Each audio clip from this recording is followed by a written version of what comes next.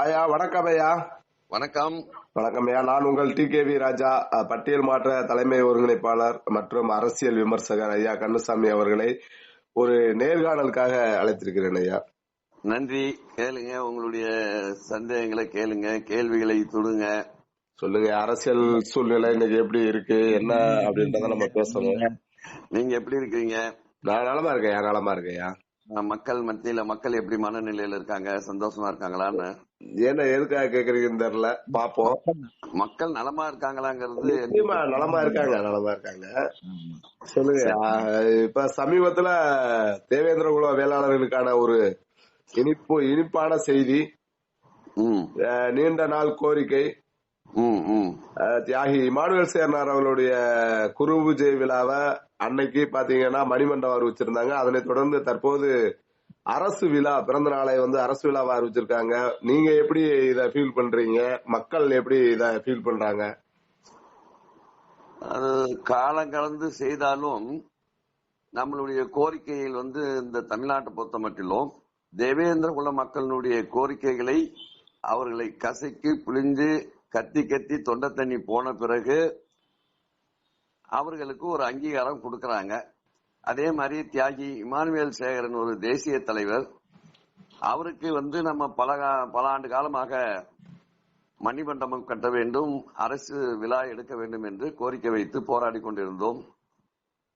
அதற்கு இப்பொழுது கடந்த தேர்தலில் திராவிட முன்னேற்ற கழகத்துக்கு ஏற்பட்ட கசப்பான சம்பவங்கள், ஓட்டு சரிவுகளை மனதில் கொண்டு இனியும் இந்த மக்களை நாம்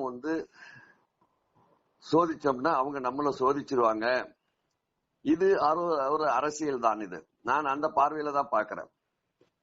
அதனால 6% இங்க இறங்குனது ஒரு இன்னொரு சைடு 6% ஏறிடுச்சு. ஐயா எல்லாருக்குமே நிறைய பேர் கொடுத்திருக்காங்க இல்லையா? மரியாதைக்குரிய அப்துல் கலாம், இது மாதிரி நிறைய பேர் கொடுத்திருக்காங்க. இதை எப்படி நம்ம அரசியலா பார்க்க முடியும்? இல்ல நாங்க இன்னைக்கு 12 பேருக்கு என்னமோ கொடுத்திருக்கிறாங்க. அத ஒரு பெரிய பிரபலமாக கூட மீடியாக்கள் எல்லாம் அதிகமா வரல. அன்னைக்கு சொன்னதோட சரி. அதே மாதிரி இங்க சென்னை பகுதியில அந்த செய்திகள் கூட வெளியே வரல. அப்துல் கலாமை கொண்டாந்து நம்ம இதுல ஒப்பிடக்கூடாது. அப்துல் கலாமும் இந்த நாட்டினுடைய ஜனாதிபதியா இருந்தவர், ஒரு சயின்டிஸ்ட், அவர் ஒரு தியாகி. நம்ம ஒப்பிட விரும்பவில்லையா? இருந்த போதும் நீங்க சொல்றீங்க இல்லையா அரசியலுக்காக இதை செஞ்சிருக்காங்கன்ட்டு, அப்ப எல்லாருக்கும் கொடுத்திருக்காங்கல்ல, நம்ம அதை எப்படியா நம்ம அரசியலா பார்க்க முடியும்? இல்ல நான் அரசியலா பார்க்கல. அரசியல்வாதிகளிடம் நாம் அரசாங்கத்திடம் வைக்கப்பட்ட கோரிக்கையை மற்ற சமுதாயத்துக்கு கொடுக்கப்பட்ட அங்கீகாரம் உடனடியாக கோரிக்கை வைத்த உடனே கிடைக்குது. ஆனா நமக்கு மட்டும் தமிழ்நாட்டில் குறிப்பா தேவேந்திர குல வேளாளர் மக்களுடைய அங்கீகாரம் செய்வதற்கு தமிழ்நாடு அரசு தயங்குகின்றது. சரியோ தவறோ நம்ம நெடுநாளைய கோரிக்கையை திராவிட முன்னேற்ற கழக அரசு, மாண்புமிகு முதலமைச்சர் மு.க.ஸ்டாலின் அவர்கள் இந்த தியாகி இமானுவேல் சேகரனுடைய நினைவு நாளை, பிறந்த நாளை அரசு விழாவாக கொண்டாடினதுக்கு அறிவித்தமைக்கு மிக்க நன்றி, மகிழ்ச்சி. என்ன இதே போன்று தமிழ்நாட்டில் எண்ணற்ற சமுதாய தலைவர்களுக்கு அரசு விழா எடுக்கின்றது. அந்த அரசு விழாவை எப்படி செய்கின்றதோ அதில் 1% கூட குறையாம முழுமையான அங்கீகாரம் கொடுத்து அந்த அரசு விழாவை நடத்த வேண்டும் என்பது எங்க மக்களின் சார்பாக இந்த கோரிக்கை வைக்கின்றேன். இதில் பாரபட்சம் இருக்கக்கூடாது.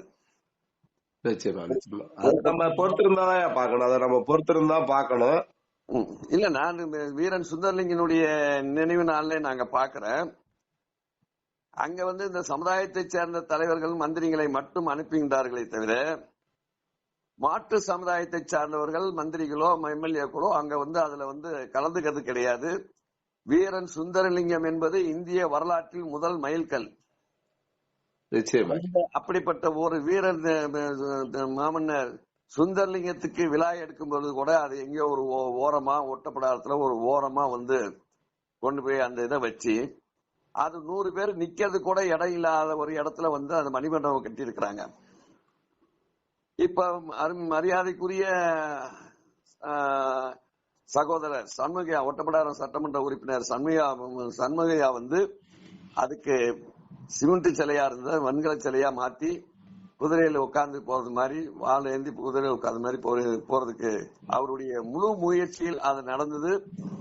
இந்த தருணத்திலே ஒட்டப்பிடாரம் தொகுதி சட்டமன்ற உறுப்பினர் சண்முக அவர்களுக்கு பட்டியல் வெளியேற்றம் சார்பாகவும் என் சார்பாகவும் தேவேந்திரகுல வேளாளர் சார்பாகவும் நன்றி தெரிவித்துக் கொள்கின்றேன். அதே போன்று சட்டமன்றத்தில் பட்டியல் வெளியேற்றம் வேண்டும், தேவேந்திரகுல வேளாளர் சமுதாயம் என்று அழைக்க வேண்டும் என்று முதல் குரல் கொடுத்த திருச்சி மாவட்டம் துறையூர் சட்டமன்ற தொகுதி சட்டமன்ற உறுப்பினர் அருமை சகோதரர் ஸ்டாலின் அவர்கள் முதல்ல சட்டமன்றத்தில் குரல் கொடுத்தாரு, கோரிக்கை வைத்தாரு. அந்த கோரிக்கையை காலம் கடந்தாலும் இன்று அவர் முதலமைச்சர் அவர்கள் செய்து கொடுத்தார். ஆகவே இதற்கு முன்னோடியாக இருந்த சமுதாயத்து, அதாவது அரசியலுக்கு அப்பாற்பட்டு சமூக உணர்வோடு செயல்பட்ட அருமை சகோதரர் ஸ்டாலின் எம்எல்ஏ அவர்களுக்கும் இந்த தருணத்திலே மக்கள் சார்பாக நன்றி தெரிவித்துக் கொள்கின்றேன்.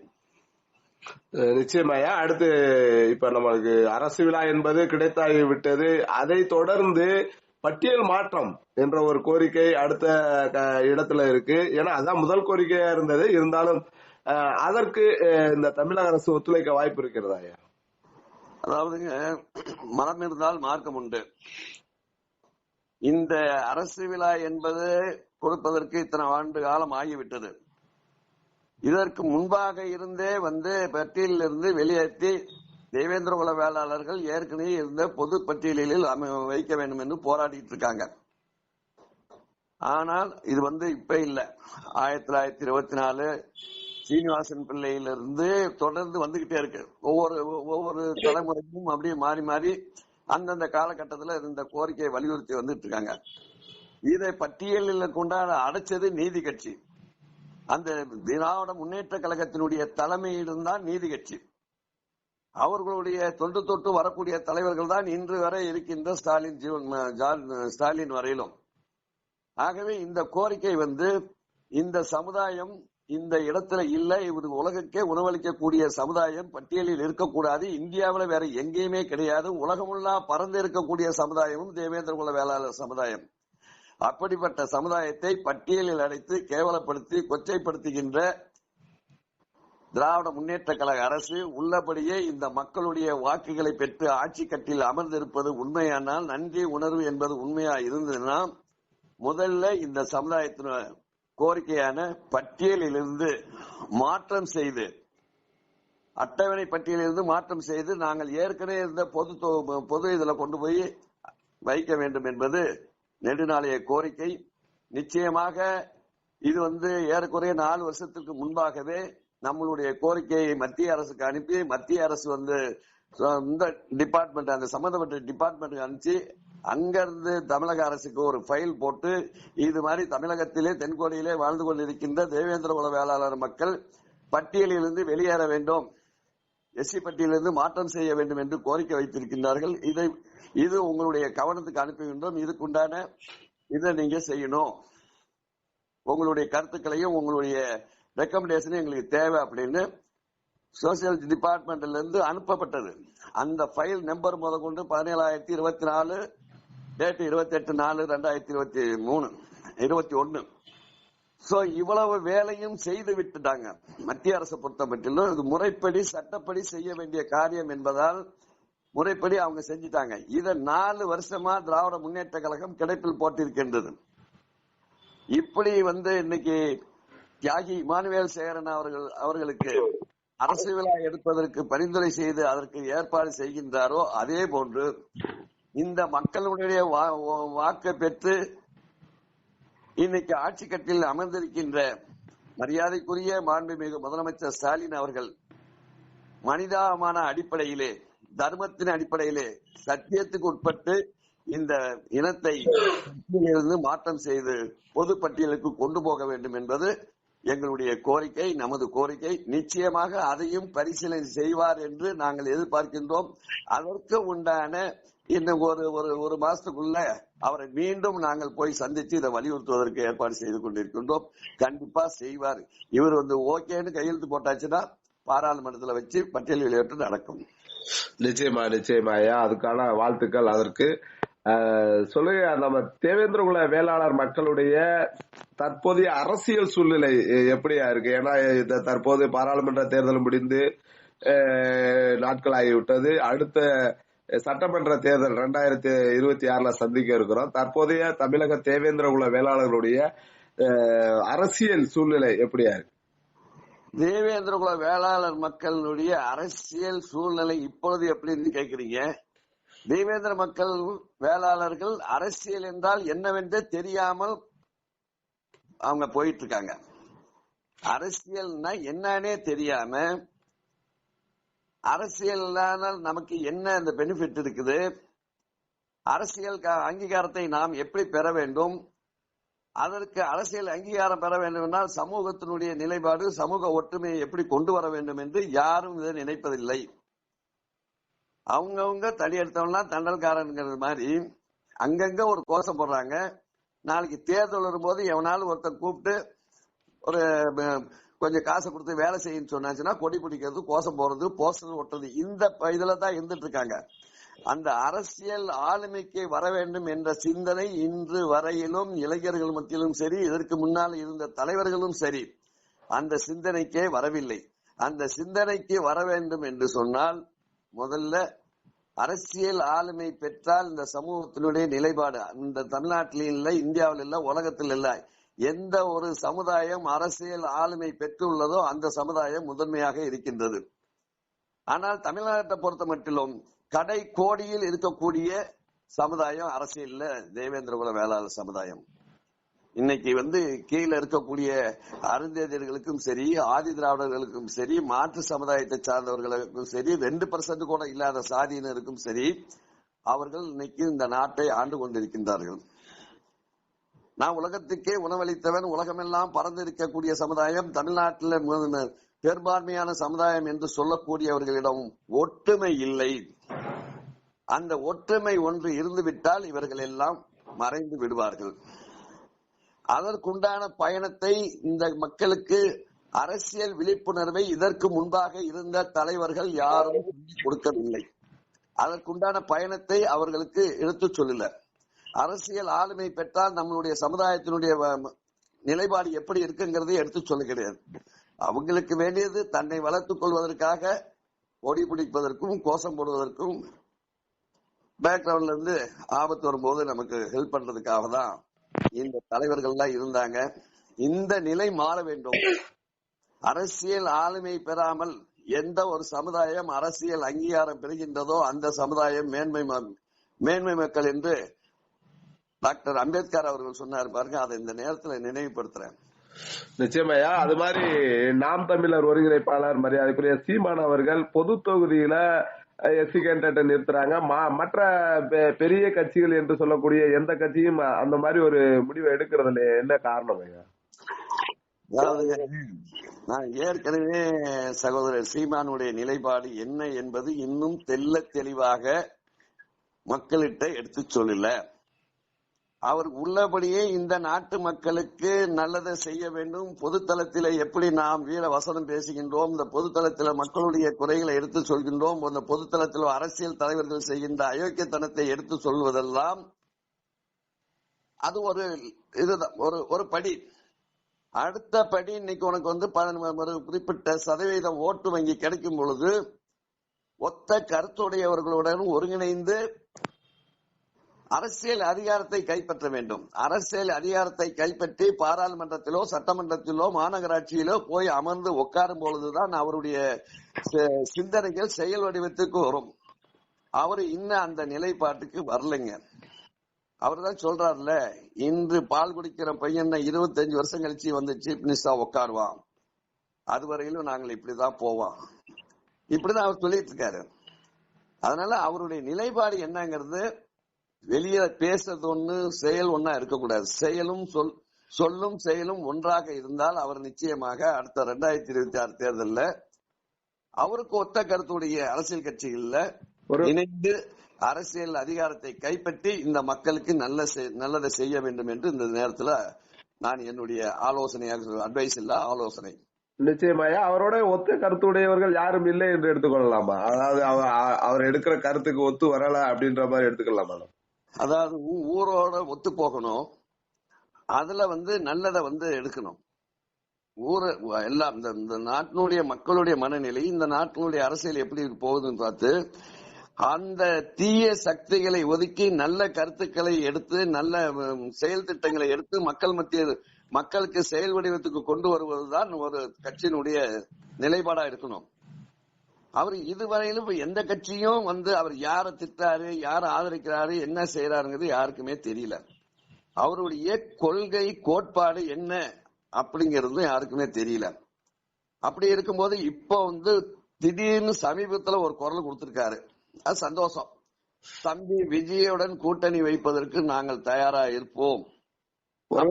ஒருவேளை இப்பதான் அவருக்கான நபர் கிடைச்சிருக்காரு நம்ம எடுத்துக்கலாம் இல்லையா?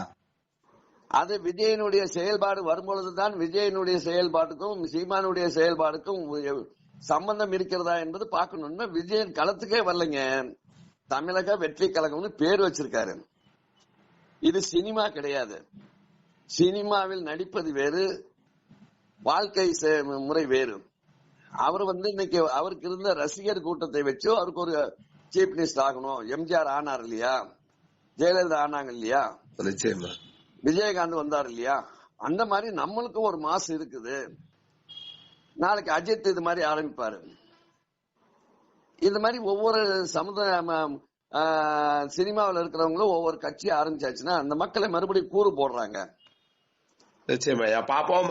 சுருக்கமாக தற்போது கள்ளக்குறிச்சி சாராய விவகாரம் அங்க என்ன நடந்தது, இப்போது அதோட நிலவரம் சற்று சுருக்கமாக.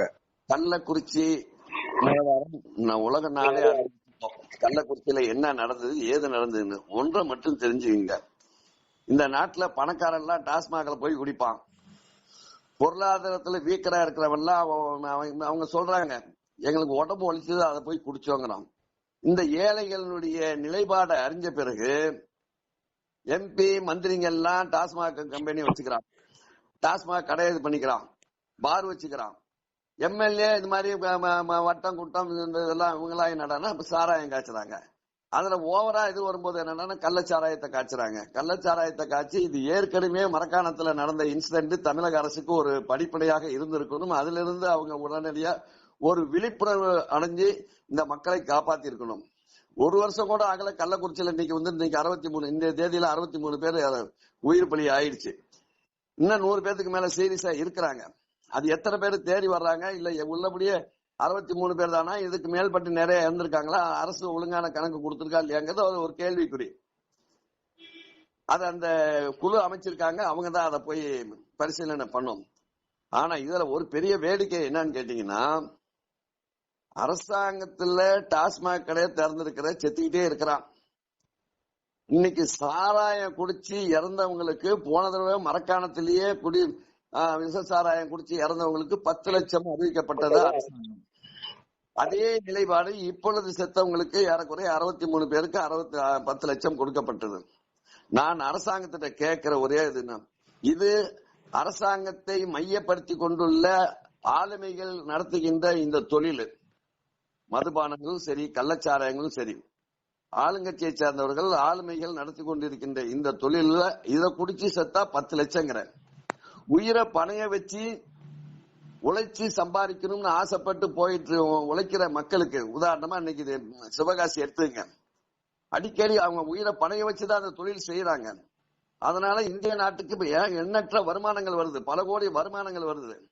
அந்த மாதிரி இந்த நாட்டுக்காக வருமானத்தை தேடி கொடுத்து தன் வயிற்றை கழுவதற்காக உழைத்து சம்பாதிக்கின்ற அந்த தொழிலாளி செத்து விட்டார், அவனுக்கு 2 லட்சம். குடிச்சு சீரழிகிறவனுக்கு, குடும்பத்தையே கவனிக்காம தெருவில் அலைஞ்சு குடிச்சு சீரழிகிறவனுக்கு 10 லட்சம் கொடுக்கிறார். ஆக உழைச்சு சம்பாதிச்சு குடும்பத்தை வளர்க்கணும், நாட்டை வளர்க்கணும், நாட்டினுடைய பொருளாதாரத்தை வளர்க்க வேண்டும் என்று செய்யக்கூடிய தொழிலுக்கு 2 லட்சம் கொடுக்கிறார். ஒரு காவல்துறையை சார்ந்தவர்கள் டிராபிக்ல இருந்து வேலை செய்யறாங்க. எவனோ ஒரு லாரிக்கார அடிச்சு போயிட்டான், அவனுக்கு என்ன ஸ்பாட்ல செத்தவனுக்கு என்ன கொடுக்கற 2 லட்சம். இதே மாதிரிதான் இந்த அந்த அரசாங்கம் இதுவரையிலும் செய்கின்ற இந்த பாரபட்சமானது வன்மையாக நான் கண்டிக்கின்றேன். இது நான் மட்டுமல்ல, தமிழகத்தில் இருக்கின்ற அறிவு சார்ந்த அனைவருமே இந்த பாரபட்சமான செயல்களை கண்டிக்கின்றார்கள். ஆகவே தமிழக அரசுக்கு உழைப்பவர்களுக்கு உண்டான ஊதியத்தை கொடுங்க. தற்போது தேவேந்திரகுல வேளாளர் சமூகத்திற்கு ஒரு ராஜ்யசபா சீட்டு, அதாவது பாஜகவில் ராஜ்யசபா சீட்டு கொடுப்பதாக ஒரு பேச்சு அடிபடுகிறது. அது எந்த அளவுக்கு உண்மை ஐயா?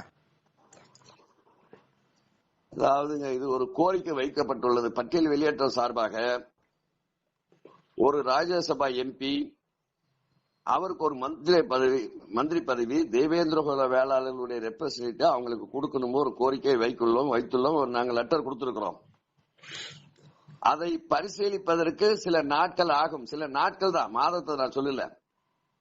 அவங்க இப்பதான் கவர்மெண்ட் உட்கார்ந்து அவங்க இது ஃபார்ம் பண்ணிட்டு இருக்காங்க. அதுக்கு பிறகு கிடைப்பதற்குண்டான வாய்ப்புகள் அதிகமா இருக்குதுன்னு நான் தோணுது. அவ்வளவுதான். நிச்சயமா. நன்றி ஐயா, நன்றி. உங்கள் பொன்னான நேரத்தை TKV ராஜா ஊடகத்திற்கு அளித்தமைக்கு மிக்க நன்றி ஐயா. நான் இந்த பேட்டியின் மூலியமாக நான் சொல்லக்கூடியது என்னுடைய இன மக்களுக்கு, ஒன்றுபட்டால் உண்டு வாழ்வு என்பதை மனதில் கொண்டு நான் அதான் சொன்னேன். பட்டியல் வெளியேற்றத்திற்கு நான் ஒரு கோஷம் வச்சேன். ஊர் கூடி தேர்வெடுப்போம், உறவுகளாய் நாம் இணைவோம், பட்டியல் வெளியேற்றம் வென்றெடுப்போம் என்று. இந்த கோஷமானது பட்டியல் வெளியேற்றத்தை வென்றெடுப்பதற்காக மட்டுமல்ல, தமிழகத்திலே நம்மளுடைய வாழ்வாதாரத்தை உயர்த்தி பிடிப்பதற்கு ஒற்றுமை ஒன்று மட்டும்தான் தேவை. இப்ப இதெல்லாம் நான் பேசும்போது கூட நிறைய பேர் ஒரு சிலர் கூட கமெண்ட்ஸ் கொடுப்பாங்க. நான் அதை பத்தி எல்லாம் அதையெல்லாம் நான் கடந்து வந்தவன். நல்லதா எடுத்துக்கிறவங்க நல்லதா எடுத்துக்கிட்டோம், என்ன திட்டவா திட்டிட்டு போகட்டும், அதை பத்தி எனக்கு கவலை கிடையாது. ஆனால் சமூகம் ஒன்றுபட்டால் ஒழிய இந்த சமூகத்தினுடைய நிலைப்பாடு கீழே மீண்டும் மீண்டும் தரங்கிட்டு அடி பாதாளத்துக்கு சென்று விடும். இன்னைக்கு நேற்று 12 பேருக்கு அரசு மரியாதை செலுத்த அரசாங்கம் உத்தரவிடுகின்றது. எந்த மீதி 11 பேருக்கு எதிர்ப்பு கிடைக்கல. ஆனா இமானுவேல் சேகரன் அவர்களுக்கு அரசு விழா எடுத்ததுக்கு நேற்று ஒருத்தவனா அடிநாடாரா வெங்காய நாடாரா என்ன ரோட்ல போற வரவன்லாம் இது என்ன தெரியும் உங்களுக்கு? தியாகி இமானுவேல் சேகரனுடைய வரலாறு என்னன்னு தெரியும். அவன் எதிர்ப்பு தெரிவிக்கிறான். இது ஏன் இந்த எதிர்ப்புன்னு சொன்னா, நீ வலிமையானவனாக இல்லை, நீ ஒற்றுமையா இல்ல. அவன் உன்னுடைய ஜனத்தொகையில பாதி கூட கிடையாது அந்த சமுதாயத்தை சார்ந்தவங்க. ஆனால் அவங்க ஒற்றுமையா இருக்கிறாங்க. அதனால அவன் எது பேசினாலும் எடுபடும். ஆனால் நீ ஒற்றுமை இல்லாதனால இந்த மாதிரி எதிர்ப்புக்கெல்லாம் வர ஆரம்பிச்சு. இப்பதான் அடிநாடார் சொல்லியிருக்காரு. ஏன்னா அவர் பெரிய அரசியல் வித்தகர். அவர் பெரிய பரம்பரையா அம்சமே தியாகி, நாட்டுக்காக உழைச்சவங்க. அதனால இந்த மாதிரி ஒரு சம்மதமே இல்லாதவன்லாம் இதுக்கு எதிர்ப்பு தெரிவிக்கிறாங்கன்னா அவங்க திட்டம் போட்டு இதுக்கு எதிர்ப்பு தெரிவிக்கிறதுக்கு அவர்களை தூண்டி விடுகின்றார்கள். அம்பு எய்தவன் வேறு, அம்பை நம்ம இது பண்ணக்கூடாது. ஆகவே நான் என்னுடைய இன மக்களுக்கு வீரம் வாழ் சவடால் பேசுவதை விட சமூகத்தை ஒவ்வொரு கிராமமாக சென்று சமூக மக்களை ஒற்றுமைப்படுத்தி நம்மளுடைய ஒற்றுமை நிலைநாட்டினால் ஒழிய இந்த சமூகம் ஆளுமை பெற முடியாது. ஆளுமை பெற வேண்டும் என்றால் ஒற்றுமை ஒன்றே நமக்கு இது. அதுதான். அதை நீங்க எல்லாரும் மக்கள் ஒன்றுபட வேண்டும், ஒரு கொடையின் கீழே வர வேண்டும், நம்மளுடைய உரிமைகளை மீட்டெடுக்க வேண்டும் என்று இந்த தருணத்தில் என்னுடைய மக்களுக்கு தாழ்வான பணிவான என்னுடைய வேண்டுகோளை வைத்து முடிக்கின்றேன். நன்றி, வணக்கம். நன்றி ஐயா.